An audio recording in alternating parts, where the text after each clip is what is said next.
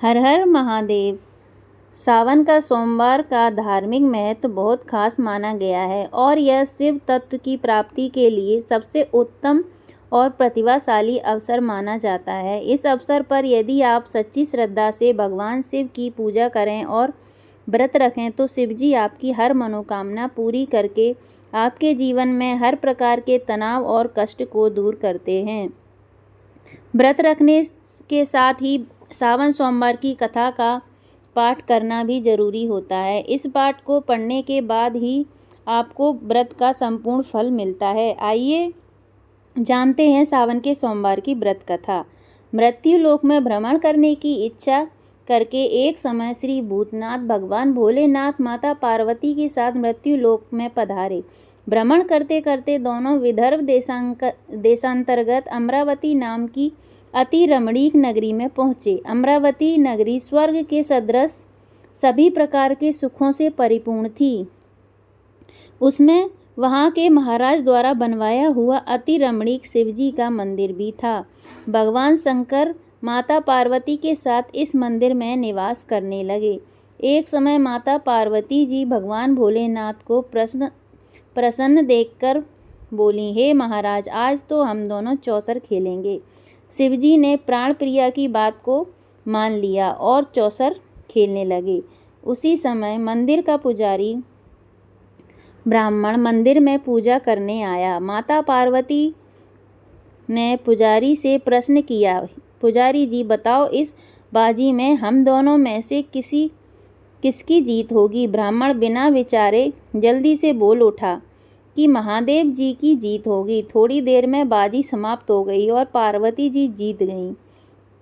पार्वती जी को बहुत गुस्सा आया और ब्राह्मण को झूठ बोलने के अपराध में श्राप देने चली। भोलेनाथ ने पार्वती को बहुत समझाया, लेकिन उन्होंने ब्राह्मण को कोढ़ी होने का श्राप दे दिया। कुछ समय बाद पार्वती जी में श्राप बस पुजारी के शरीर में कोढ़ पैदा हो गया। वह बहुत अधिक दुखी रहने लगा। पुजारी को कष्ट भोगते हुए जब बहुत दिन गुजर गए, तब एक दिन देवलोक की अप्सराएं शिवजी की पूजा करने के लिए उस मंदिर में पधारी। पुजारी के कोढ़ के कष्ट को देखकर उन्हें बड़ी दया आई। उन्होंने उससे रोगी होने का कारण पूछा। पुजारी ने निसंकोच सारी बातें बता दी। वे अप्सराएं बोली, हे पुजारी, अब तुम अधिक दुखी मत होना। सावन सोमवार का व्रत भक्ति भाव से करो। पुजारी ने अप्सराओं से व्रत की विधि पूछी। अप्सराओं ने बताया, सोमवार को भक्ति भाव से व्रत करो, साफ वस्त्र पहनो, संध्या व उपासना के बाद आधा सेर गेहूं का आटा लो और उसके 3 भाग कर लो।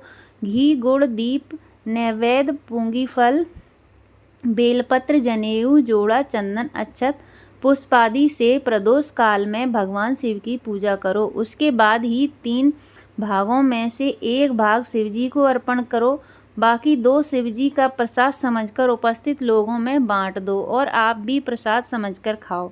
इस विधि से 16 सोमवार व्रत रखो। 17वें सोमवार को 5 सेर पवित्र गेहूं के आटे की बाटी बनाओ। उसमें घी और गुड़ मिलाकर चूरमा बनाओ। भगवान भोलेनाथ को भोग लगाकर उपस्थित भक्तों में बांट दो। इसके बाद कुटुंब सहित प्रसाद लो और तो शिवजी की कृपा से उसकी सभी मनोकामनाएं पूरी हो जाती हैं। ऐसा कहकर अप्सराएं स्वर्ग चली गईं।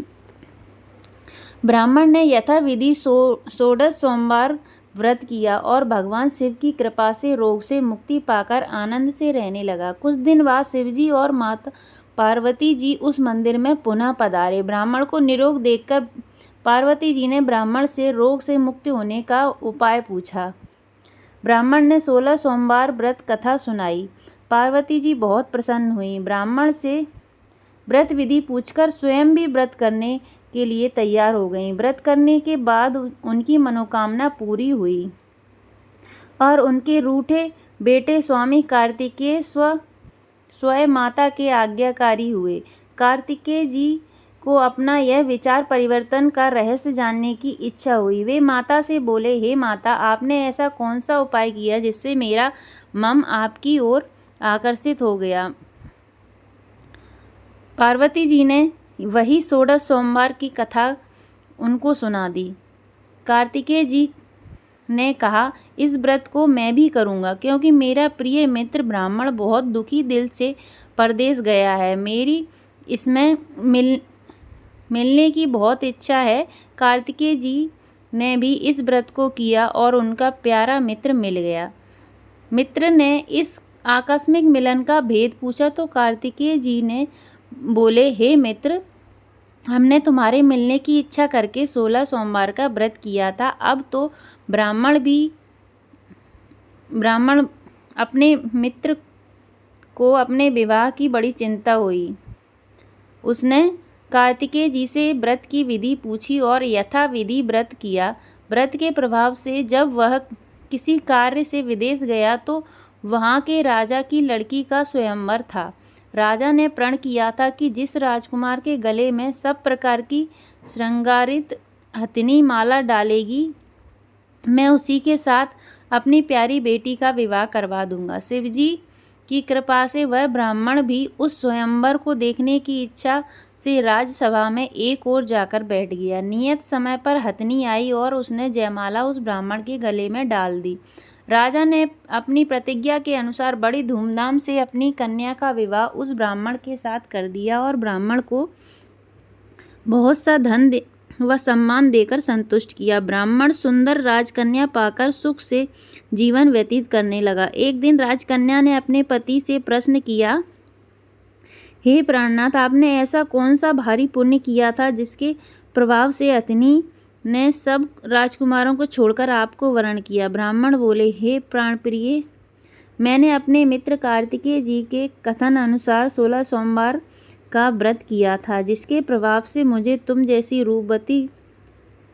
रूपवान पत्नी की प्राप्ति हुई। इस व्रत की महिमा सुनकर राजकन्या को बड़ी हैरत हुई और वह भी पुत्र की कामना करके इस व्रत को करने लगी। शिवजी की दया से उसके गर्भ से एक अति सुंदर, सुशील, धर्मात्मा और विद्वान पुत्र उत्पन्न हुआ। माता और पिता उस देवपुत्र को पाकर अधिक प्रसन्न हुए और उसका लालन पालन अच्छी प्रकार से करने लगे। जब पुत्र समझदार हुआ तो एक दिन उसने अपनी माता से प्रश्न किया कि हे माँ, तुमने कौन सा व्रत और तप किया है जो मेरे जैसा पुत्र तुम्हारे गर्भ से उत्पन्न हुआ? उसकी माता ने 16 सोमवार की व्रत कथा पुत्र को बताई। पुत्र ने सब तरह के मनोरथ पूरे करने वाले इस सरल व्रत को सुना तो वह भी राज्याधिकार पाने की इच्छा से हर सोमवार को यथाविधि यह व्रत करने लगा।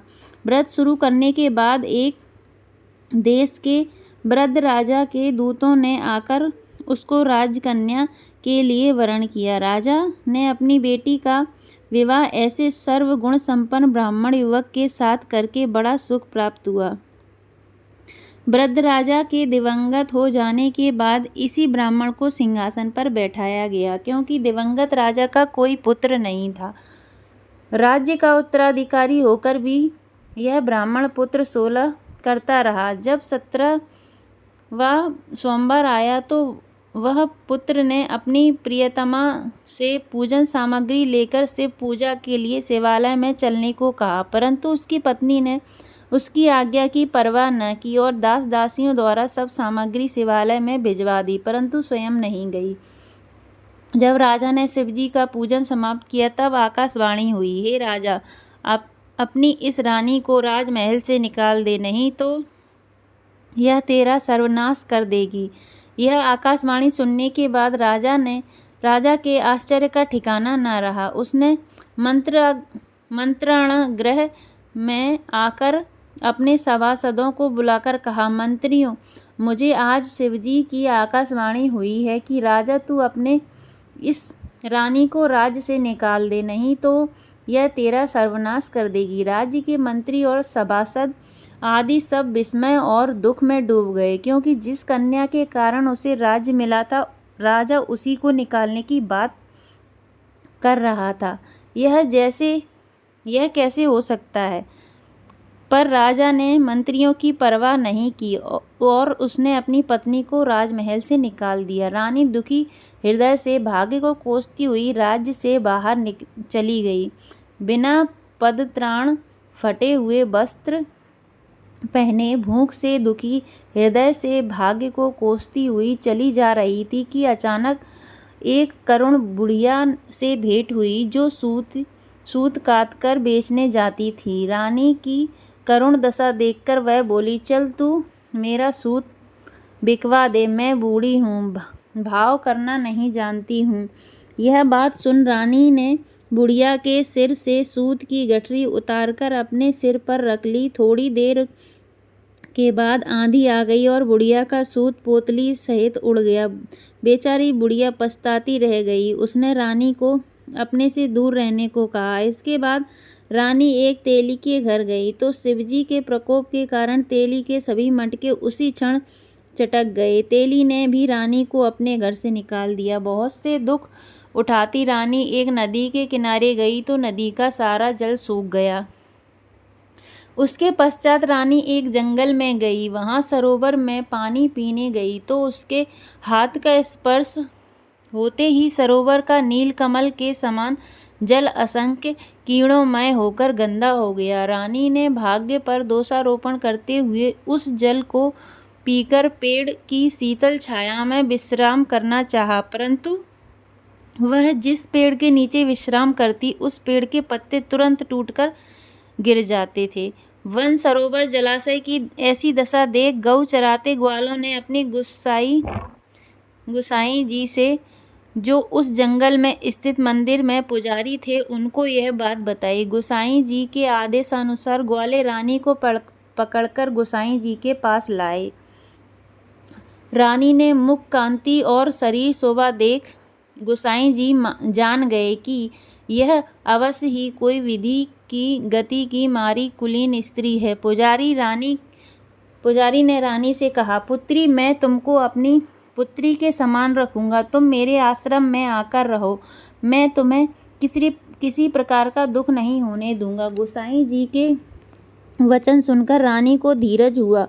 वह आश्रम में रहने लगी। रानी जो भोजन बनाती उसमें कीड़े पड़ जाते, जल भरकर लाती उसमें भी कीड़े पड़ जाते। रानी की यह दशा देखकर गोसाई जी भी बड़े दुखी थे और रानी से बोले, हे पुत्री, तुम्हारे ऊपर कौन से देवता का प्रकोप है जिससे तुम्हारी ऐसी हालत हुई है। पुजारी जी की बात सुनकर रानी शिवजी महाराज के पूजन का बहिष्कार की बात बताई तो पुजारी जी शिवजी महाराज के अनेक प्रकार से स्तुति करते हुए रानी से बोले कि पुत्री, सब मनोरथ पूरे करने वाले 16 सोमवार व्रत करो, उसके प्रभाव से इस कष्ट से मुक्ति हो सकेगी। गोसाई जी की बात मानकर रानी 16 सोमवार व्रत किए। 17वें सोमवार को विधि विधान सहित पूजन किया। उस पूजा के प्रभाव से राजा के हृदय में विचार आया कि रानी को गए हुए बहुत समय बीत गया, ना जाने कहाँ कहाँ भटकती होंगी, उसे ढूंढना चाहिए। यह सोचकर रानी को तलाश करने के लिए राजा ने चारों दिशाओं में दूत भेजे। वे दूत रानी को तलाश करते हुए गोसाई जी के आश्रम में पहुँचे। वहाँ रानी को पाकर उनसे रानी को अपने साथ ले जाने का आग्रह करने लगे, परंतु गोसाई जी ने मना कर दिया। दूत चुपचाप वापस लौट आए और राजा को रानी का पता बतलाया। रानी का पता पाकर राजा गोसाई जी के आश्रम में गए और उनसे कहा, महाराज, जो देवी आपके आश्रम में रहती है वह मेरी पत्नी है। शिवजी के प्रकोप के कारण मैंने उसको त्याग दिया था। अब मैं भोलेनाथ की कृपा से उसे लेने आया हूँ। कृपया मुझे अपनी पत्नी को साथ ले जाने की आज्ञा दें। यह सुनकर गोसाई जी बड़े प्रसन्न हुए। उन्होंने रानी को राजा के साथ जाने की अनुमति दे दी। राजा बड़ी प्रसन्नता से रानी को महल में लेकर आए। सारे राज्य में उत्सव मनाया गया और चारों तरफ प्रसन्नता की लहर दौड़ गई।